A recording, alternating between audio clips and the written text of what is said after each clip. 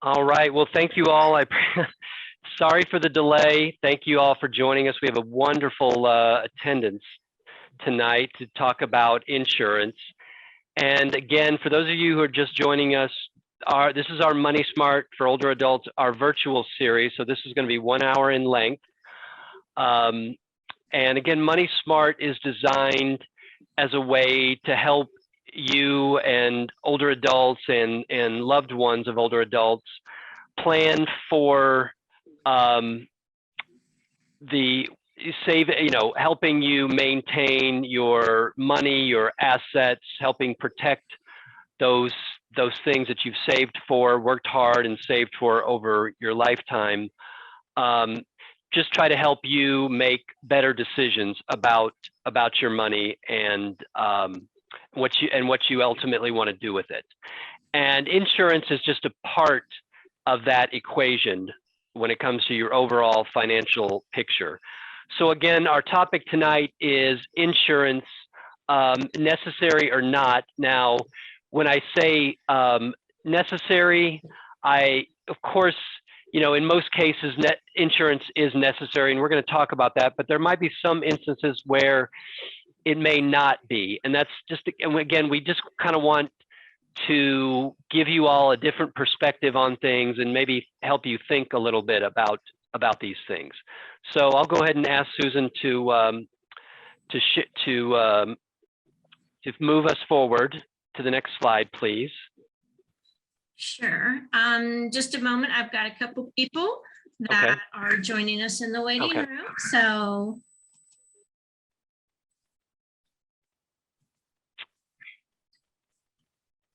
okay. Here we go. All right. So this is just a little bit about myself. My name's Carl Burlbaugh, and I'm joined by my colleague, Susan Bowles. Today, Susan is a financial case manager in our money management services area. I've been the insurance counselor at the Senior Source since 2014. In 2019, I was promoted to be the assistant director of the Elder Financial Safety Center, but I also still maintain the insurance counselor role. And I do specialize in health, life, long-term care. I do have my license current with the state of Texas. However, I do not act as an agent or a broker. I just mainly try to keep that current just for my own purposes and just to add some credibility to my role as insurance counselor. But again, my role is just to help clients when it comes to insurance matters, get them to a point where they feel comfortable in talking about it, asking the right questions, and ultimately making decisions. So next slide.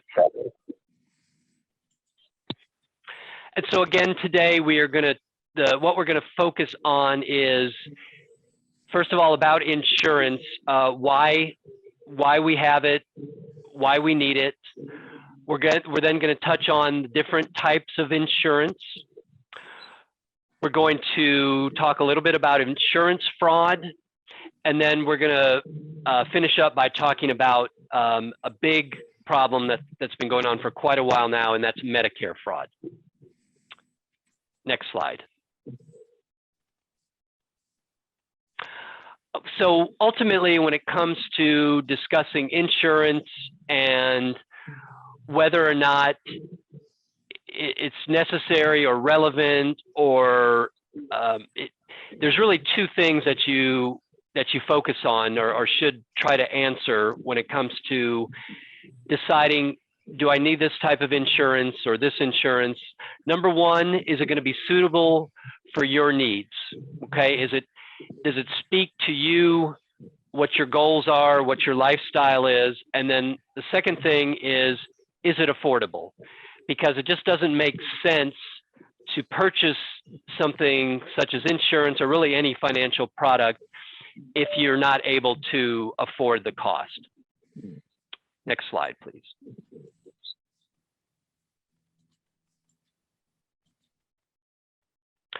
So what are some of the words? If I could, you all can take yourselves off mute. I can see that the words are popping up, but just when it comes to insurance, when we do this in person, I like to ask the class, what are the first words that come to mind for you when it comes to insurance? And as you can see on the screen, security is a word that comes to mind for some people. Also, the word protection comes to mind, because what you're ultimately trying to do with insurance is protect yourself, protect your loved ones, protect your things, your assets. So again, protection is a big part of insurance. And then ultimately, risk. So risk management is what insurance is a big part of. And when I say risk management, we face risks every day in life, and some more than others. Every time you get behind the wheel of a car, you take on a certain amount of risk. If you own property, there's risk involved there. If you have people that depend on you for their financial well-being, there's risk there. So again, it's managing risk. And so insurance helps us manage those risks. So that's what we're going to touch on a little bit throughout this presentation tonight. And so again, the areas are the types of insurance that help us manage risk. As you can see on the screen are, number one, you have health and medical. The second area of insurance is long-term care. That's focusing on the cost that someone needing someone else someone else or some other entity to provide care for them.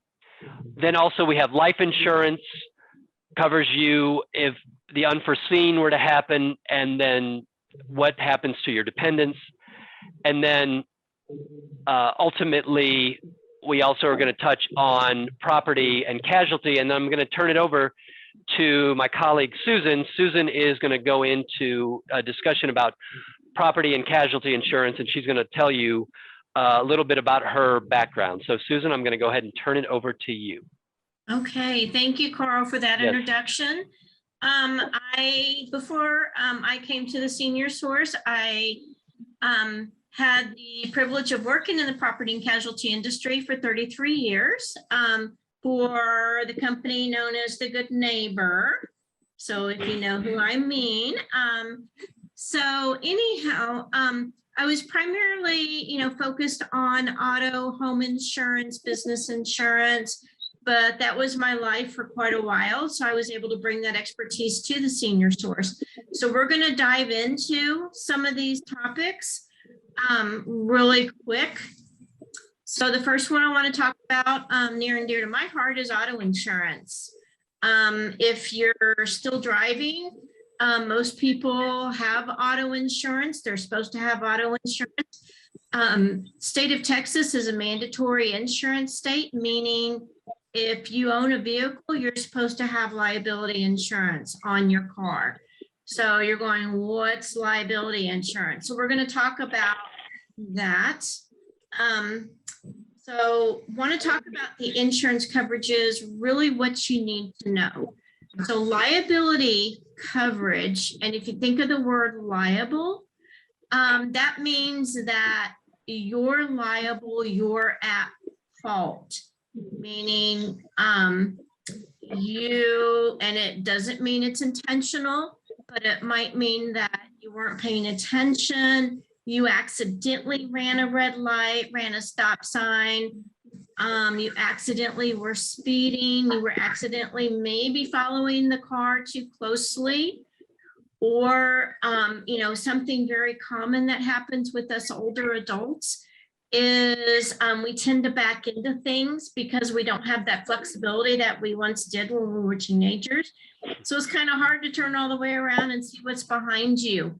And so that's a common accident that we see as we, as seniors age, we kind of back into things. And then the other thing too to be aware of is that our reflexes aren't as great as they once were, meaning it takes us longer to recognize there's a danger and to stop the car. than it did maybe when we were 25 or 30. So just kind of keep that in mind. And so liability coverage, you will see it broken up. So it can involves both or includes both injuries to people and then injuries to property. So you've probably seen something on your insurance statement that says something about, like, there's 3 kind of numbers there. You don't really know what they mean. Something common is 100, 300, 100. The first 2 numbers in that are basically how much insurance you have to cover an accident that you caused, intentionally or not intentionally. 99% of them are unintentional. But let's say that someone in the other car was injured. So when that first number is 100, if you can see my cursor there, that basically means $100,000 per person that's in the vehicle.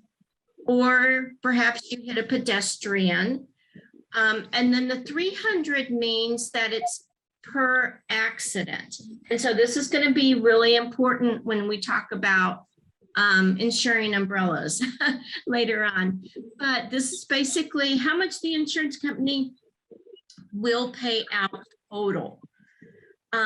Sometimes, depending upon the severity of the accident, it could be a lot more.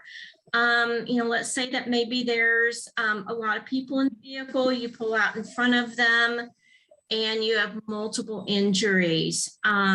So it could wind up into the hundreds of thousands of dollars. So just kind of keep that in mind. The higher the limits you have, the better. That last number there that I have highlighted in red, if you are watching on your screen, it's the injuries to property or damage to property. And so this is very, very important. State of Texas, I think, is 25, I forgot my numbers, maybe it's 25, 50, 25 is pretty low. And if you think about the cost of a new car these days, pretty much your standard Toyota Camry is going to run you 35, 40,000. Most new cars off the lot today are going to run around 40,000. And so if you have a policy that only provides $25,000 of coverage and you happen to pull out in front of a newer vehicle, your policy doesn't have enough coverage to pay for those damages. And so what could happen is you were at fault, and so whoever you hit or caused the damage to could actually come back and sue you for the remainder.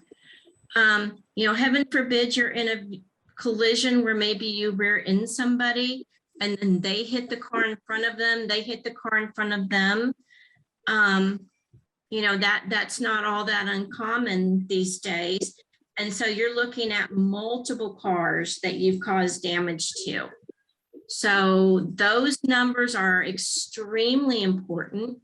The next coverage that I really want to emphasize to you, hopefully your insurance agents are talking to you about this, is uninsured motorist coverage. Yes, the state of Texas says we all have to have liability insurance, but lots of people don't abide by that. So for lots of different reasons, most of it's financial, but they will drive illegally without insurance. And unfortunately, those may be the people who actually cause an accident and it's their fault. So uninsured motorist is when the other person is at fault, but this particular coverage provides coverage for you and whomever happens to be in your car. And so if you're injured, have to go to the hospital, and maybe you have your grandchild in the car with you, it's going to cover those damages up to whatever those limits are. And again, my example is 100, 300. So it would cover $100,000 per person, and then up to a maximum of $300,000 per accident. So that's a very, very important coverage. to have. It's, in the scheme of things, it's not that expensive for the amount of coverage that you get. So those are two things that you really need to look at on your insurance policies. The next thing I'm going to talk about is, what about your car? Susan? Yes. I'm sorry. We had a comment in the chat that asked, can you please repeat where we see a summary of the liability limitations on our insurance statement? Yes, let me go back. Okay. Oops. So the first two numbers are injuries to people, whether they're in your car, or I'm sorry, this is regarding an accident that you caused. So these are people in the other car that you hit, or let's say that you accidentally hit a pedestrian, or another accident, unfortunately, that's common with seniors that we see, is you accidentally put your foot on the gas instead of the brake and you're parked out in front of the beauty salon and your car goes through the plate glass window and maybe injures somebody, in that salon. So what this coverage does is that first number, it's the amount of money, that the maximum amount of money that the insurance company will pay out per person. And then the second number is the maximum amount of money that they will pay out per accident. So in this particular example, we have 100, 300, and that means $100,000 per person. But the most that they're ever going to pay out in an accident is $300,000 per accident. So let's say you cause an accident and let's say there's 4 people, mom's taking babies to daycare on her way to work. And maybe she's got 3 little ones in the car. You accidentally run a red light. Mama and the 3 little ones are injured. So basically it would pay out up to $100,000 per person, but no more than a $300,000 accident. State of Texas only requires you to have liability insurance, and that means if you cause an accident and injure somebody else or their property. But what about you? You just bought a brand new car. So the 2 coverages that you really need to know about, the first one is collision coverage. And that protects your car if it's in an accident. And this can be an accident with another car, or it could be what's called a single car collision. Maybe you run off the road, you're not paying attention, or you get too close to the side and you run into a ditch and you damage your car. So that would be collision coverage. The other coverage that protects your car is what's called comprehensive coverage. And this is kind of a big catch-all category. This is where in Texas, we're known for our big hailstorms, and unfortunately one may be coming tonight. This provides coverage for hail damage. Maybe someone breaks into your car, vandalism, animals, maybe you run over one of those big old armadillos, or where I'm from, Illinois, deer. Or maybe you hit, Fluffy, who runs out in front of you in the neighborhood, heaven forbid. But that protects you from, or protects your car rather, from damage. If you hit a deer, trust me, you're going to have animal fur in your grill, and your grill's going to be all beat up. So it's going to help provide coverage for that. And with these 2 coverages, you're going to hear the term deductible. And this means basically your skin in the game. What you have to pay before the insurance company will pay for damages. And the reason why they have deductibles is because it's an incentive for you to be more careful when you're driving, to maybe like tonight when they're predicting a hailstorm, if you can, pull your car into the garage, Maybe make sure that you're locking your car doors to prevent theft or someone stealing things out of your car. In Illinois, believe it or not, we had something called deer horns where, especially this time of year, we put those on our cars on the grill and we couldn't hear the noise, but apparently deer could. And so if you're sailing down the highway, it's supposed to help alert the deer that you're there so they won't run out in front of you.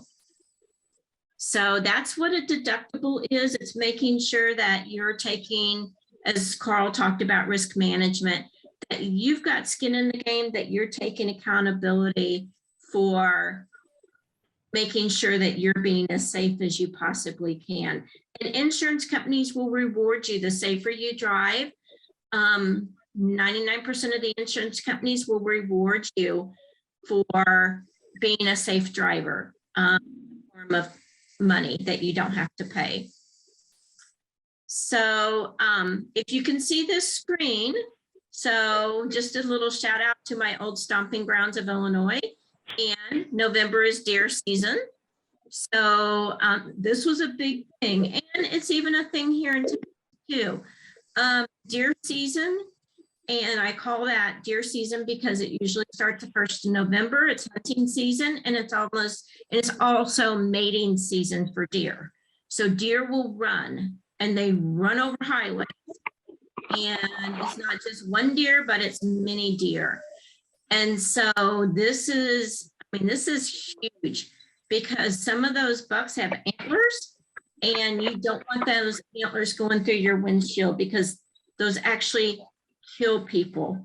So this is just kind of a funny, comical, patrol officer asked a person to describe the scene of the accident. And so this is actually a true picture. They drew a picture of the deer looking like deer in the headlights right before they hit it.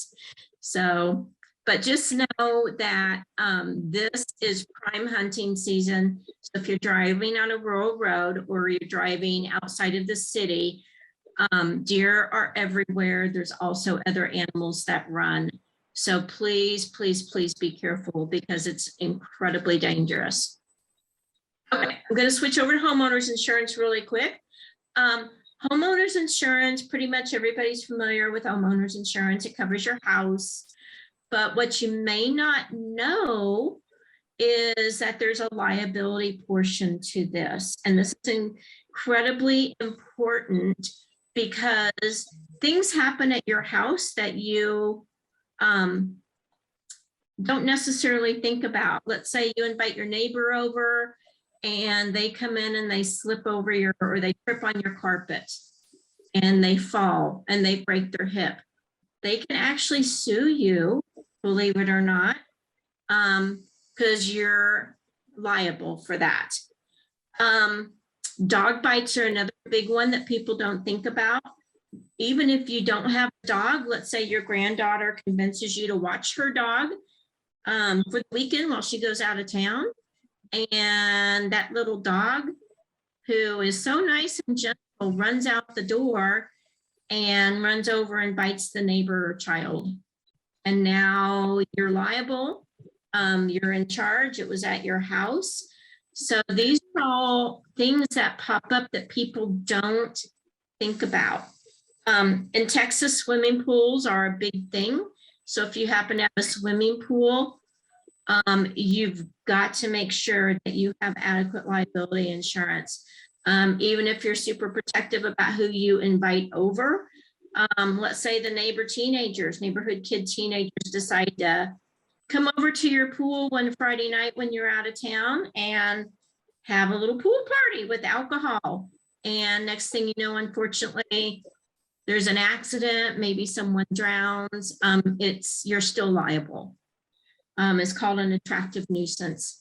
So these are all things that you really need to be aware of. So homeowners insurance isn't just things that happen to your house like tornadoes, fires, lightning strikes. It's actually things that happen that you could be innocently sued for and rightfully sued for. Okay, same thing for renters insurance. So those of you who are in an apartment, it's so critical to make sure you have renters insurance.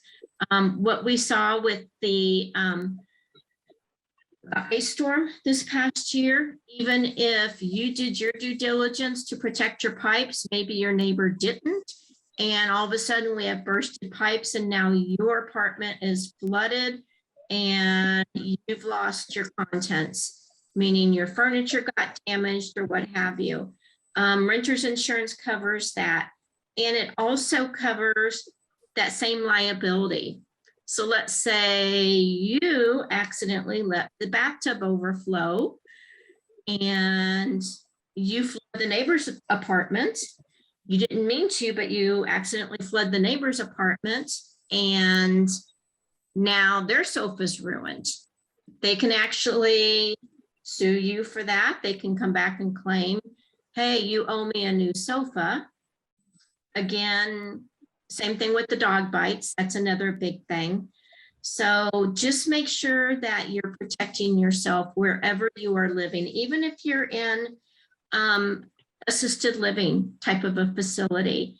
You know, one of our clients, bless her heart, but she set the apartment on fire with her microwave. She was having cognitive decline and she didn't realize it. Was trying to make popcorn and yeah, popcorn was scorched as well as the apartment. So luckily there weren't any other damages to any of the neighbors, but that happens. Susan, there was a question in the chat. It says, Okay. what if you are a landlord and a tenant trips and falls on the installed carpet?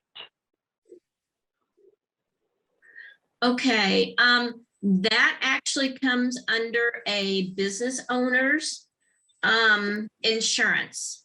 And so, yes, you could be sued because maybe they come back and say, well, you didn't install the carpet properly or didn't maintain it properly. So yes, you could be sued, but that comes under business owner's insurance. So that's kind of a little bit different. But yes, if you are a landlord, you need to protect yourself too. Because not only could they come back against the tenant, but the tenant could say, hey, this carpet's brand new, it's just installed. And they did a really poor job of making sure that it was properly installed. And now it's coming up, the strip isn't down properly, and now it's your fault as a landlord. So yes, make sure you are covered. Great, thank you. Because those are the quickest things that can cause bankruptcy. So, you know, one small liability claim, you aren't protected, your assets are out the window and they can take everything. So just please protect yourself. And so this slide I'm showing here, right here, it's a picture of an umbrella, but no, we don't need to insure umbrellas, but what this is it's an umbrella policy. It's also called a PLUP policy or property liability umbrella policy. And what this does is it provides, in most cases, $1 million of additional liability insurance over and above for you. So let's say in that situation where maybe you're have your granddaughter's dog for the weekend and it bites the neighbor child and you only have $100,000 of insurance on your homeowner's policy, and let's say that the dog did massive amounts of damage and you're sued not only for the medical costs but also maybe pain and suffering, and that can add up quickly, especially if you get a very sympathetic jury. So that $1 million of additional coverage protects you over and above what your policy limits are. It's fairly inexpensive. For instance, my husband and I, we don't have any kiddos in the house, we're all adults, but we do have dogs, we do have a pool, and ours is just over $200 a year. So if you have assets that you want to protect, perhaps like your home perhaps like some investments, it would be really good to talk to your insurance agent about this coverage. One thing is you may say, well, my insurance agent hasn't ever talked to me about this. I've never heard of this. And it was brought up in our last Money Smart class about, well, why? And I'm just going to be honest with you guys. Insurance agents make commission on what they sell. I told you this is a really super cheap policy. They don't make a lot of commission on this. So it's not on their top 10 lists of things to try to sell you. They're going to sell you, unfortunately, products that they get more commission on. You will have some insurance agents that are really out there to protect you, and those are the insurance agents you want. But if they haven't brought it up, you bring it up. And that's why we're trying to educate you tonight on things that you really need to think about and protect yourself from lawsuits, protect yourself from bankruptcy, protect yourself from innocent mistakes. So, Susan, the question in the chat was, should a renter have a umbrella policy? Great question. And it depends how much assets you have. If you've got some investments that you want to protect, maybe you've got a stockpile of money you're putting away because you want to buy a home someday, then yeah, I would definitely look into it. You just have to balance, and an insurance agent can help you through this, balance the risk versus the cost. This is a pretty inexpensive policy for the protection that it gives you, but it may not be for everybody. It just depends. If you're on a super tight budget, you don't have a lot of assets that you need to protect, then you know what?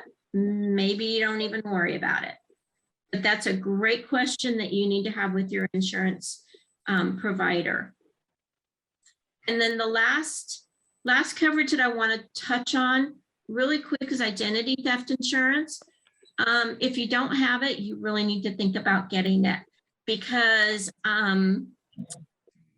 I'll tell you, the criminals already have your information. It's just a matter of time when they use it, meaning they've got your name, your address, your date of birth, your social security number.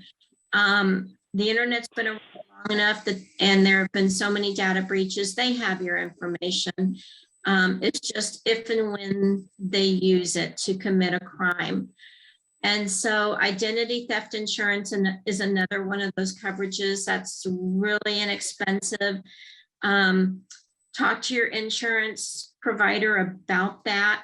The great thing about identity theft insurance is it does the work for you. So let's say your identity does get stolen. Now you've got to do all the work and contacting all your credit card companies, all of that. If you have this coverage, not only does it provide coverage to reimburse you, usually up to $1 million, but they do all the work for you as long as you file this report. And so on average, it takes about 40 hours to deal with all the headaches, filing the reports, contacting everybody. And with this, you've got someone who is a pro, you know exactly who to contact. They just need you to file the police report. They know what to do. And so it's not just monitoring your credit report, but they save you a heck of a lot and headaches. So I think this is my last slide, just really quick. What's underwriting? You've probably heard that term. And basically what they're looking at is what they want to make. They want to know if you are a good risk. Are you insurable? And then how much do we charge you for your insurance? And there's tons of different factors that go into that. It could be, what are the ages of the drivers? Do you have teenagers in the house? What kind of vehicle do you drive? Believe it or not, pickups, if you get rear-ended by a pickup, it's going to do more damage to your car than if a smart car rear ends you, or vice versa. What's your driving record like? Have you had tickets? Have you had accidents? And then the last one, everybody's favorite or not, is the credit report. Yes, that is used in insurance. It's an indicator of responsibility. Are you responsible and do you pay your bills? It's also an indicator of fraud, because if someone doesn't have really good credit, there's a lot of collections, bankruptcies, that type of thing. That may be an indicator that there could be a potential for fraud. Not to say you would commit fraud, but that's just one of the things they're looking for. So unfortunately, our credit report does play a role in both property and casualty insurance and also in the life insurance field. So we did have, Susan, a couple of questions came up in the chat. One was, every insurance company offers identity theft insurance. I believe, I would say most of the major insurance carriers do, correct? Right. Most of your major insurance companies will offer it, and it's usually in an endorsement, meaning it's an add-on to your homeowner's policy or to your renter's policy. There are some companies that offer it as standalone. For instance, Zander, Z-A-N-D-E-R insurance. I've got, my husband and I have ours through them. We pay $125 a year for our family policy. So that would cover my husband and I, and then if we had any kiddos that still lived in the house, it would cover them as well. So it's very inexpensive. If you go with a major company like an Allstate, Travelers, Geico, Progressive, State Farm, it's less than $10 a month to add to your. Sure. And then one last question was, what if the accident was caused by another driver? And I believe you touched on uninsured and that type of coverage. So hopefully the other driver has insurance. Cross your fingers, pray that they do. And if they do, then that insurance company will take care of your damages. If they don't have insurance, which oftentimes, unfortunately, that's the case, that's when that uninsured motorist coverage comes into play. And that helps protect you and whoever happens to be in your car at the time. Okay, thank you so much. Can I ask a question real quick? I just have a question. So if another driver causes the accident, let's say they're insured, first case, or they're not insured, second case, will that cause my rates to go up? I'm going to speak on behalf of the company that I worked for, and no, I would say most of your reputable large major companies, Geico's, Progressives, Travelers, Hartford, no, because it was what's considered a not at fault accident. And they have to actually, if they charge for a not at fault accident, they actually have to get that approved by the insurance commissioner. And so I'm going to say in Texas, probably not. It won't cause your rates to go up. And same thing if you were hit by somebody who didn't have insurance, that should not cause your rates to go up, as provided that it was their fault. I have a question. Okay. Yeah, yes, Ms. Bennett. Okay. If you're in a house and you can't get to the door and need paramedics to come in and they have to kick your door in, does your renter's insurance cover that? That's a great question, and I'm not entirely sure. My first inclination would be yes. But that's a great question, and I haven't had that question before. So how about you let us look into that? Because I don't want to steer you wrong. I don't know if the fire department would cover that. The city would provide coverage. that, or if they didn't, then if your insurance policy would cover that. Well, I'm in an apartment Okay, Ms. complex. Bennett? I'm in an apartment complex, and it has happened, and they charge tenants for that. So I didn't know if Oh, your apartment complex charge tenants for that? they have. I don't know if Oh, they had goodness. renters insurance or not, but they've charged Okay. me. Well, let me do some research and see what I can find out. Just make sure that we've got your email address, and I'll be glad to email you. Okay? All right. Thank you. You're welcome. All right. Well, thank you, Susan. All right, I'm going to move on to our next area of insurance is health and medical. And so really what we're talking about here is exposure to medical costs. I think we know for certain that medical expenses, the cost of medical care is only going up. And so again, how do we protect ourselves from the exposure to those costs? So we use health insurance for that purpose, because how many of us have money in the bank to pay for a knee replacement or a hip replacement, or God forbid we have a cancer diagnosis, or you just whatever medical care that we require. Again, health insurance is there to, again, protect us from those costs. Also, medical or health insurance is designed so that you will go see a doctor on a regular basis, which is called preventative care, meaning that you're taking steps to be proactive about your health and making sure that if there's any signs that you need, more extensive care, or you may have possibly a chronic condition or signs of a chronic condition like heart disease, diabetes, things like that, you can address it early on. If you have a health insurance, that will help cover those costs.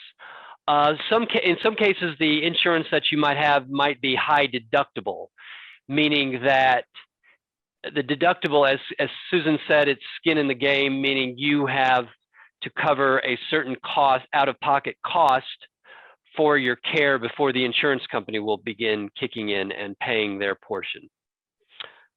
Usually with a high deductible type of coverage, you have a low premium, or maybe even $0 premium for the plan that you're enrolled in. Co-insurance, so Medicare is a co-insurance type of insurance where Medicare will pay, for instance, 80% of the cost versus you being responsible for 20% of the cost. So that's a co-insurance type of coverage. And in many cases, people will then try to look for a way to offset that 20% out-of-pocket cost, so they could ultimately not have to be paying anything out of pocket as they go along needing medical care. Along with health and medical, we have prescription coverage. You could have prescription coverage as an add-on to your medical plan, so it's integrated into one plan, or you could have a standalone prescription plan. Whatever works best for you. I usually tell people, take a look at what your individual prescription plan is and try to find the most cost-effective coverage for your own individual prescription profile. Ultimately, when it comes to health or medical insurance, it comes down to, does the doctor that you want to see, the doctor that you want to care for you, does that doctor accept your plan? Because really there's not a lot of value in having health insurance or health insurance coverage if the doctor is not going to accept that coverage. Next slide. So let's talk about long-term care insurance. And what we're talking about here is insurance to cover the cost of long-term care. And if you look here at the screen, you see on the left-hand side, it says LTC is the care you need when you can no longer perform daily tasks such as transferring, continence, dressing, toileting, bathing, and or eating. And so again, that's what this type of insurance is designed for. It covers, again, the costs. These are called ADLs, or activities of daily living. And most long-term care insurance policies, a person must not be able to perform at least 2 out of these 6 on their own to qualify to get the benefits of the coverage. Now, the statistics say that 70% of people age 65 and older will need some type of long-term care during their lifetime. And usually it will start at home, say with home health care for maybe a few hours a day, and then it could gradually increase to maybe needing assisted living, a residence where you have a care on site, and then ultimately it could move on to more extensive, skilled type of nursing care. Now, what are we talking about in terms of costs? Well, so in Dallas-Fort Worth, the average cost per month for skilled nursing is $7,190 a month. For the average cost for assisted living care, $4,150 a month. So again, this type of care is not cheap. So as you can see. Now also, the statistics say that 64% of claims that were paid out from long-term care insurance in 2018 were for female insureds. So meaning that females were the ones that the claims were being filed for. So what does that tell us? Well, it tells us that females are living longer than males. Thus, they're needing at some point that type of care, the long-term care, and thus they have to find a way to pay the costs of that care. Now, other options for long-term care, aside from insurance, are annuities. So annuities are a way of paying upfront a large sum of money, and then that money will slowly be paid back to you over a certain amount of years. Again, it's a way that you could ultimately pay for, a way of paying for long-term care. Oops, sorry about that. Also, if you have personal savings or investments set aside, that's another way that you can pay for long-term care. Medicaid. We were talking about Medicaid. So Medicaid is kind of the last resort as a way to pay for long-term care. And I say that because Medicaid is very strict about eligibility. You must not have over $2,000 in assets, liquid assets, meaning money in the bank or the value of a life insurance policy. You are able to own a home and a car to qualify for Medicaid, but otherwise liquid assets it's very strict as to whether you are eligible or not. And so that's why we say it's really the option of last resort, meaning that you must spend down other assets first before you can qualify for Medicaid. And then also hybrid products, and we're going to touch on hybrid products here in a moment. So let's go ahead and go to the next slide. And we have gone past, I just want to say we've gone past our allotted time. Now, we did start a little bit later than we had hoped. We are going to continue on until we finish. So if you're able to stay with us throughout the presentation this evening, we invite you to. We thank you for joining us again, just to let you know that we looks like we may be going a little bit past our scheduled time. So we're going to go ahead and talk about life insurance now. And I just want to be clear. So life insurance, to me, life insurance, it's very clear the idea for life insurance. Life insurance is to cover when a person is no longer living and they have dependents, meaning there's people that depend on them for their financial well-being. Children, maybe grandchildren. And so if you're not there and meaning your income is no longer there, how are those survivors going to continue on and maintain the quality of life that they've known? Okay, so it's about your financial dependence, and again, about their future quality of life is the purpose of life insurance. Also, life insurance can cover liabilities like a mortgage or debts that you have. You can use life insurance for that purpose, but we want to stress that life insurance should really not be used as a vehicle for investment. There's different types of life insurance out there. There are life insurances you can buy that have the death benefit along with a type of investment vehicle, but again, we want to make it very cut and dry for people, and just stress that it really needs to be used strictly as a way of providing for survivors and dependents. Next slide.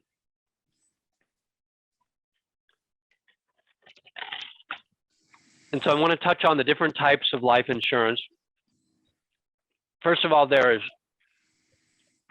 term life insurance, which, just as it says, it's term, meaning it covers a very specific period of time, say 10 years or 20 years, and the insurance only exists at the beginning, at the end of that term.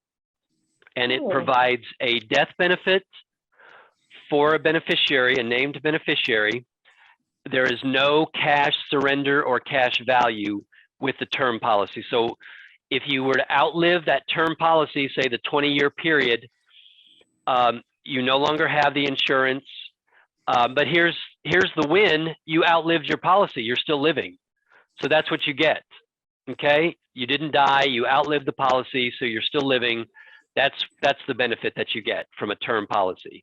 So the other type of life insurance is a cash surrender policy, which has both a death benefit and a cash or loan value, meaning that you could actually borrow from the policy if there's a substantial amount of cash value that's built up over time. It usually takes a substantial amount of time, say as long as 15 years or so, to build up a substantial value to where you can then borrow from it. But I've seen statistics say that many people have to give up these types of policies after 3 to 5 years because they just can't keep up the premiums. And so again, that's one consideration you have to look at when it comes to these types of policies. I think we have a question in the chat. With a term policy and you outlive it, do you still get a cash payment for burial? No. Again, there's term policy only provides a benefit if you were to pass away during that period of time, the term. Okay, it goes away if you outlive the that term for that policy. Now, if you have a term policy, you may be at some point, if it gets near the end of the term, the insurance company may come to you and say, hey, do you want to convert this? Your term is about to end. Do you want to convert this to another type of policy, a cash surrender or cash value policy? So again, it's just it's just another consideration that you might have if you want to maintain or keep the life insurance going. All right, next slide. Okay, hybrid products. So again, when I say hybrid's like a insurance that's evolved over time. And what we're talking about is really long-term care insurance. It's really changed over the last 20 to 25 years. It used to be that you could find long-term care insurance policies that would cover people without no expiration, lifetime benefits. Well, what happened was the insurance companies then realized they were losing money because people were now living with things such as Alzheimer's or dementia, and people can live a long time needing that type of care. And so again, the insurance companies didn't forecast well enough, lost money. Many companies got out of the long-term care insurance business.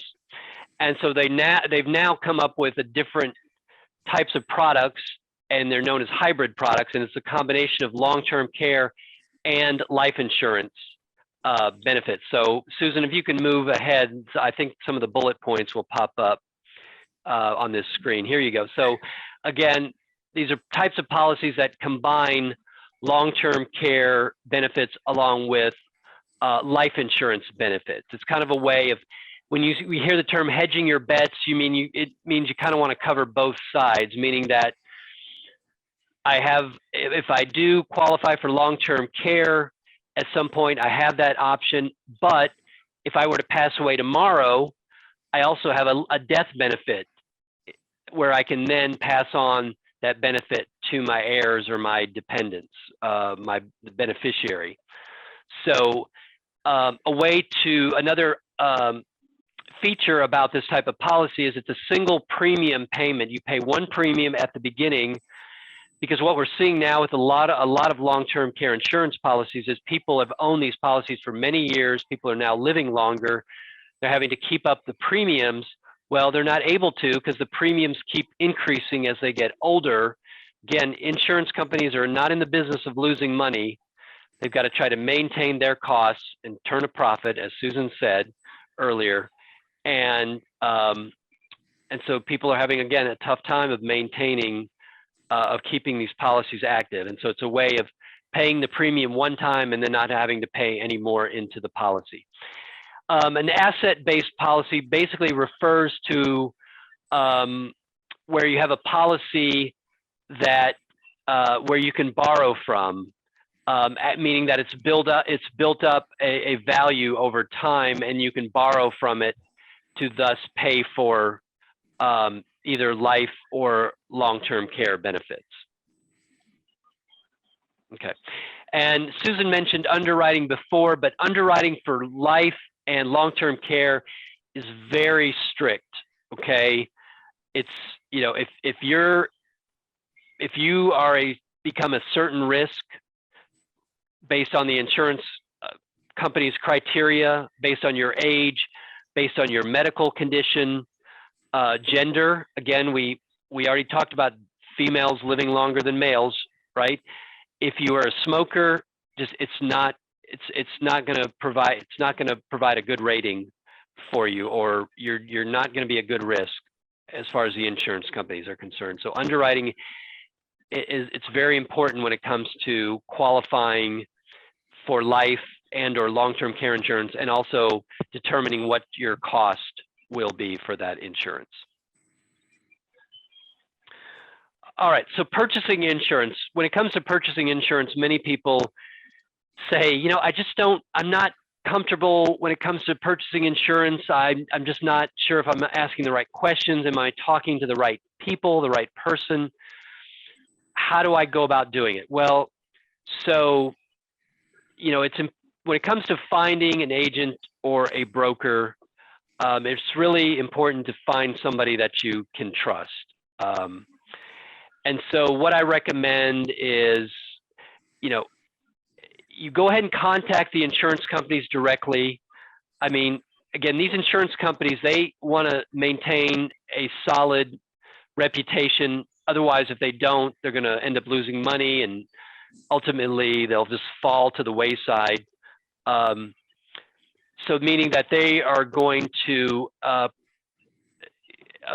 companies that have good reputations are going to have people, they're going to make sure that they have employees that are going to be upstanding and have high integrity and ethics. And so I recommend you can contact the insurance company directly if you want to talk to an agent or a broker about insurance. my job, again, at the Senior Source, I already mentioned this at the beginning, is to help people get to the point where they feel comfortable asking the right questions, talking to people about insurance matters, and ultimately getting to the point where they feel comfortable in making decisions about their own insurance needs. One resource that I highly recommend is the Texas Department of Insurance. And you can see on the screen here, this is their web address. They have information about any and all companies that are licensed to sell insurance products in the state of Texas. Also, they have up-to-date information about anyone that's licensed as an agent or a broker to sell insurance products within the state of Texas. So they're really my first go-to for just information about companies and people that are in the insurance industry in the state of Texas. Okay, next slide. Let's touch on insurance fraud. So seniors are targets mostly for life and health insurance fraud. And it's because that they feel like they need these coverages, and specifically life and health. And it comes from this feeling that, and a lot of it is just they're being marketed to in television ads and radio ads, especially now with Medicare. Those of you that are on Medicare, I'm sure your mailbox have been full the last few weeks with Medicare solicitation. We are in Medicare season. And so just be careful about who you're dealing with, who you're talking to, what information you're gathering, that you're being exposed to. Don't be vulnerable to insurance fraud because, again, the main point here that I want to stress is that older adults do not want to become a burden to their families, and that's the genesis of why they end up purchasing maybe more insurance than they need, let's say life insurance, or they ultimately just get the wrong insurance because of either misinformation or, as Susan said, insurance agents, they work on commission, which means that they might be focusing on their own needs versus trying to help you address your needs. Susan, I forgot that I wanted to try to see if I can do this now. I created a poll for our presentation tonight, and it says I can go ahead and launch it. So those of you that are watching the video, I hope this comes up. I'm going to launch this poll question for you. And the question is, what type of insurance for you are you most concerned about? And your four choices are auto and home, health, long-term care, or life. So all right. We're waiting for the poll results to come in. Okay. What is the ideal age that somebody should purchase long-term care? Thank you, Susan. That's a great question. I think the ideal age range for looking at and deciding if you want to purchase long-term care is probably mid-50s to early 60s. I will say this, when you reach the age of 65, that's kind of the threshold for when you see that your rates can really go up as far as cost, because I think the age 65 it really puts you into a different category of risk when it comes to long-term care. So it's a good question, Susan. Thank you. All right, I'm going to go ahead and end our poll now. We finished with 3 people saying that health was the most concern, 3 people saying long-term care was the most concern, 2 people saying life. But if you add in the people that were on the phone, I think we had several people said that life was a concern for them. So thank you all for participating in our poll. All right. And if we can go to the next slide, Susan, if we can. I just want to touch on Medicare fraud. So Medicare fraud currently is a $60 billion annual problem. And again, when we have fraud in the medical, in the insurance industry, how is it paid for? Well, it's paid for by increasing premiums. So we all end up paying for this. And when I talk about Medicare fraud, what I'm talking about is fraud, which is intentional, waste, which, waste can be intentional or maybe unintentional. Abuse is definitely intentional. But the waste part, I think that really comes from, say, medical billing. And, there's medical billing right now is so huge. All the medical statements, the explanation of benefits that we get in the mail. And what it does is it really forces each of us, when we go to the doctor or we go for medical services, that we pay attention to our explanation of benefits and our medical statements, making sure that they are accurate, because if they're not, then it just compounds the problem. And that's why we need to pay attention so that we can address it and get it corrected and hopefully reduce this ongoing problem that we have. Okay. Let's see. I think there's a question in the chat. Let's see.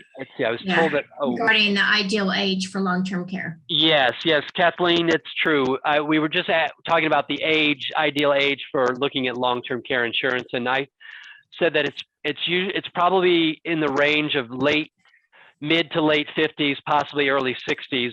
Once you reach the age of 65, you definitely see a distinct line of increasing cost for long-term care insurance, and also your eligibility can also become a risk at that point. Thank you for that. And again, so for Medicare fraud, senior medic. Oh, I'm sorry. Yes, Rosa. So the earlier the better.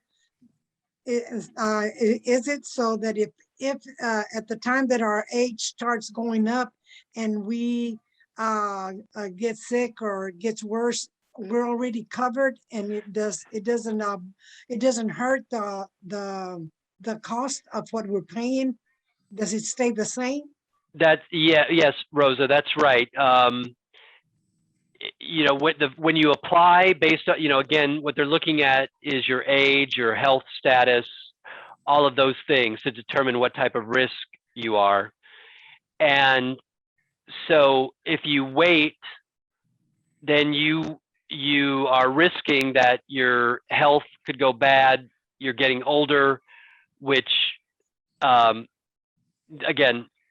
they're trying to determine the window of time from when you apply until when you will start needing that coverage or needing the benefits. And if you wait, then you're shortening that window. So then they need to figure out, how do we make up the cost for when this person will need the long-term care insurance. And so that's what you're really looking at when it comes to when should you apply. Okay. I would like to ask a question. Yes. I've heard that you cannot own your own home when you have to go into a nursing home, that they will cause that to be collaterals or whatever, that you have to put your home in someone else's name. Is that true? No, you can still own. I think what you're referring to is Medicaid eligibility for nursing care. Right. No, you can own a home and still apply for Medicaid. Owning a home, if it's your primary residence, does not count against you as far as eligibility for Medicaid. Okay. One other thing is if you have a reverse mortgage on your home, I don't know a lot about reverse mortgages, but I think there is a period of time if you go into a nursing home that after a period of time exhausts, that they want you to sell your home. Okay. That may be too, Johnny, what you may have be thinking about. So if you go into a skilled nursing permanently, then they're going to force you to go ahead and sell the home. So let me just go back to my topic of the of Medicare fraud. Let me finish the Medicare fraud topic, and then we'll go to your question. So if you'll allow me that. So in terms of the Medicare fraud, there's an organization, if you're not familiar with, it's called Senior Medicare Patrol.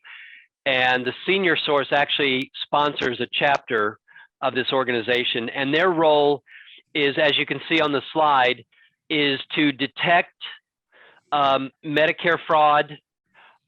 They preach to protect your information, your Medicare information, and report any suspected fraud. That's the way that we want to all together collectively try to deal with this ongoing problem of Medicare fraud. In Texas, if you want to learn more about Senior Medicare Patrol, there's a toll-free number here, 888-341-6187, or here's their web address. You can go to, and again, learn more about Senior Medicare Patrol and what they are about. They're about going out and communicating and educating to the community the seriousness of Medicare fraud. And again, their motto is to detect any suspected fraud, protect your Medicare or your health insurance information, and then thus report any known activity so it can be investigated. Okay, I think if we go to our next slide, I think that's it for our information. Okay, so yes, now let's open it back up to any questions that you all have.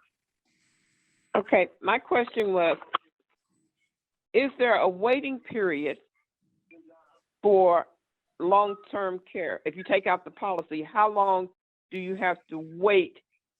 You know, like some insurance companies, you have to live 3 years before you get the full benefit of it. If you're disabled, is there a waiting period? Well, no. Well, there is what's known as, most of the policies have what's called an elimination period. And it's kind of like a deductible. So you may have a policy that has, say, a 30 or a 60 or a 90-day elimination period. And so what that means is, once you qualify, once it's determined that you need long-term care, you must then pay the cost of the care during that elimination period, whatever it may be, 30 days, 60 days, or 90 days. Once the elimination period runs out, then the insurance company will start paying towards your long-term care. Does that help answer your question? Yes, thank you. Oh, you're welcome. Okay, Carl, I have a question and a statement. Okay, Ms. Bennett. Okay, the question is, I am on Medicare, Okay. but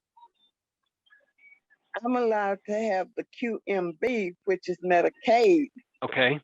and I still can't have more than $2,000 in my account. So that makes no sense to me. I mean, can you explain that?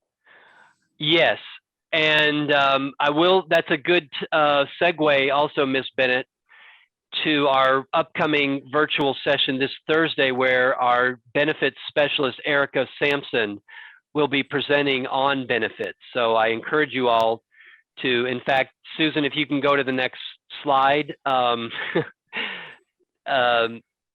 There you go. There it is. That's a slide for Erica's presentation. But Ms. Bennett, let me try to answer your question as best I can. So you have Medicare as your primary for health insurance, but you also, based on your income, now Medicare is just based on your age, and that's really how a person qualifies for Medicare is based on age, or if you have a disability. You also have QMB, which is strictly based on income and assets. Now, QMB is a way to offset some of the costs of Medicare, like the Medicare monthly premium and some other out-of-pocket costs. So QMB is like a form of Medicaid, so you do have to qualify based on your income and your assets. Medicare as your primary, strictly based on age, and if you paid into Social Security over a certain period of time. Does that help answer that a little bit? The QMB allows me to have a lady come in and help me Yes. with the stuff. Yes. Yes. Okay, now for my statement. Okay. Okay. Term life. Yes. Worst thing ever. Oh, that's a strong, that's a very, that's a very strong statement. So go ahead and I'll let you finish, Ms. Bennett. I can understand. When you go in and open up this policy at a relatively young age and you pay on it all these years, and when you reach 75, you get a letter saying you no longer have insurance. Yes. Yeah, that part. And then when you try to get the insurance, then your premium is no longer $22, or it's $100 and something. Yes. Yes, ma'am. No, I think that's I appreciate you saying that, Ms. Bennett, you know, because, you know, term life insurance is just as it says, it's term. I think as an insurance, I'll call myself an insurance expert. As someone who knows insurance, term to me is for people who are in their highest income earning years of their lives. So let's take myself, for instance. I'm in my early 50s. I'm earning a pretty good living. I have my wife. She just turned 50. She works. She's earning a very good living. So combined, we're earning a high amount of income. However, we also have dependents. We have a son who's in college currently. We have a daughter who's a teenager in junior high. We hope to send her to college. Well, how do we plan to do that? Well, we're hoping that we'll continue to earn a good living for several years moving forward. If something unforeseen happens to myself or my wife, well, then that plan has gone out the window. So then how do we account for that? We have term life insurance for both of us. Okay. So if something were to happen to one of us, it's going to pay the other one a benefit. So then that person can maybe pay off the mortgage or pay off some other debts that we have and just help maintain that quality of life with the other person's income no longer being available. So that's why term is really, I think to me, it speaks very specific. It speaks specific, if I can say that. It has a very narrow focus, in my opinion, and that's why it's not for everybody. So that's why you need to really be careful when you're dealing with an insurance agent, broker, whoever, about what, and it comes to life insurance, what kind of life insurance are you looking at?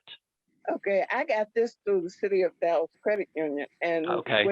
when you this age, and I'm not real sure if they told me at 75 they could have. I'm not saying that they didn't, but when you're in your 30s, 40s, you don't think about 75. That's a way. I mean, like, and then you pay all this money all through the years, and you get nothing. So you said that you bought a term policy at an early age, and it lasted for 40 years? And at 75, I got a letter through the mail saying I had no coverage. Oh, that's a long time for a term policy, Ms. Bennett. It sounds like maybe you didn't have all the facts back when you were offered that policy. So, but now it sounds like you've learned over the years, and now you're trying to impart that wisdom upon others. So we appreciate that. All right. So, Listen closely when they're talking to you. yeah, yes. Oh, I appreciate you very much, Ms. Bennett. That is a nugget of wisdom you have shared. So we appreciate that. Thank you. Mm-hmm. I All have a right. question. Okay. Yes. Yeah. So could you clarify about you said you made you made a statement about a person can keep their house and car while they're in a skilled nursing facility, but if it turns into a long, like it's going to be permanent, then they can't. Or what are the time limits for how much you can keep, and when does it? Yeah. It's again. So if we're talking about Medicaid, which can pay for long-term skilled nursing, Medicaid is very strict about eligibility limits. So you can only have $2,000 in liquid assets. Right. Now, what does that mean? Well, it's money in the bank, it's retirement savings, it could be a life insurance policy that has cash value. But what it is not is it's not an automobile, and it's not a property that's your permanent residence. Okay. But if let's say you're on Medicaid and you will be, you learn there's the necessity for you to be in a skilled nursing facility or in a group home, long-term or for the rest of your life potentially, then you have to relinquish your car. You have to give up your car and your assets. Is that right? No, it's again, the eligibility is 2,000, but they don't count a home or a car as part of that asset amount. So I could be, let's say for the next 10 years of my life till I die, I could still keep my house and my car and be on Medicaid in a skilled nursing facility or a group home. Sure, because what if for some reason you're able to leave the skilled nursing facility? Where would you go? Okay, thanks. Mm-hmm. Sure. Is that a federal guideline, or is that state by state? Medicaid is a state by state equation or formula. Okay, thank you. Certainly. And again, let me just stress to you all, and I know many of you have joined us over these last few weeks for our virtual sessions.